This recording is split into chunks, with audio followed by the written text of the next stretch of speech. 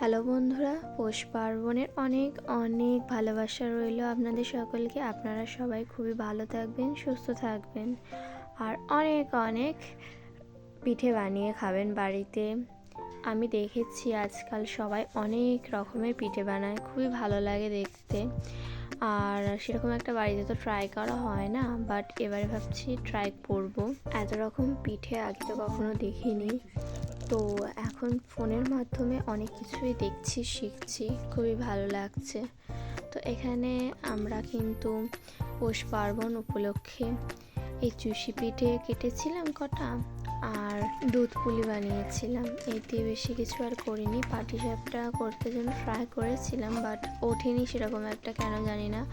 আগের বছর তো পাটিসাপটা করেছিলাম, ওটা ভালো মতন উঠে গেছিলো, বাট এবছর আর কেন যেন উঠতে চাইছিল না, কারণে আর সেটা একদমই খারাপ হয়ে গেছিলো। তাই আপনারা কারা কারা পৌষ পার্বণে কী বানিয়েছেন অবশ্যই কিন্তু জানাবেন আমাকে। আমরা তো এই 2 রকমই বানিয়েছি এবারে এখনো পর্যন্ত, আর বানাবো আস্তে আস্তে আর কয়েকদিন বাদে, এখনো তো সময় আছে। আর বানালে পারে অবশ্যই আপনাদের সাথে শেয়ার করব। তো এখানে দেখতেই পাচ্ছেন অনেকগুলো পিঠে কাটা হয়েছিল, চুষি পিঠে আর কি। তো এই পিঠেগুলো না আগের দিন রাতের বেলাতে বসে সব আমরা রেডি করেই রেখেছিলাম, যাতে পরের দিন সকালেতে উঠে বেশি স্ট্রাগল না করতে হয় কাটতে। আর এগুলো কাটতে প্রচণ্ড সময় লাগে, আপনারা জানবেনই অবশ্যই।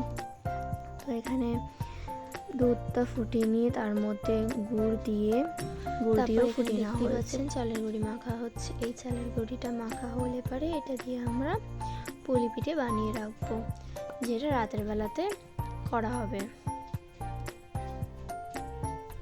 আমাদের বাড়িতে কিন্তু ভাপা পিঠের থেকে, মানে যেটা আর কি ছাঁচে করে, সেই পিঠের থেকে সবাই বেশিরভাগ এই পুলি পিঠে, তারপর চুষি পিঠে, এইগুলোই খেতে বেশি পছন্দ করে।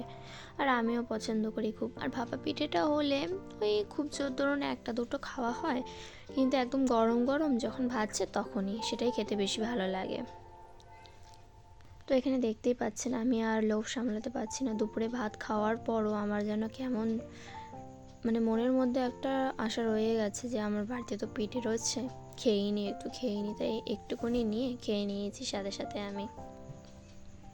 তারপর এই যে আপনাদের বলেইছিলাম রাতের বেলাতে যে পুলি পিঠেগুলো আমরা বানিয়ে নেব, তো তখন বানানো হয়ে গেছিলো।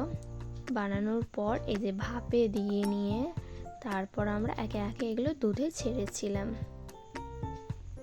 এইগুলো এমনিতেই আমরা দুধে ছাড়তে পারি, যেগুলো বানানো হয়ে যায় এরকম ডিজাইন, তাতে কোনো অসুবিধা নেই, কিন্তু আমরা ভাপে দিয়ে নিয়ে ছেড়েছিলাম। তো বন্ধুরা, এখানেও কিন্তু সকালের মতন সেম জিনিসটাই করেছিলাম। আগে দিয়ে দুধ ফুটিয়ে নিয়েছিলাম, তাতে গুড় দিয়ে নিয়েছিলাম এবং এলাচ আর তেজপাতাও দিয়ে নিয়েছিলাম। দিয়ে ফুটিয়ে নেওয়ার পর তাতে কিন্তু আমরা এই যে ভাপানো যে পিঠেগুলো আছে সেগুলো একে একে দিয়ে দেবো। এখানে কিন্তু একটা মানুষ পিঠেও আছে। আগেকার সময় আমার দিদা খুব বানাতো এই পিঠেগুলো, আমার খুব ভালো লাগতো খেতে। এই যে দেখতে পাচ্ছেন কতটা কিউট। আপনারা কারা কারা এরকম বানান অবশ্যই কিন্তু জানাবেন কমেন্ট বক্সে। তো এখন এগুলো একটুখানি সামান্য কিছুক্ষণ ফুটবে, ফোটার পর নামিয়ে নেব। তো বন্ধুরা, আপনাদের কাদের আমার এই পিঠে উৎসব পালন করা ভালো লাগলে অবশ্যই কিন্তু জানাবেন কমেন্ট বক্সে। আপনারা সবাই ভালো থাকবেন, সুস্থ থাকবেন। আজকের মতন এইটুকুই, দেখা হবে নেক্সট ভিডিওতে।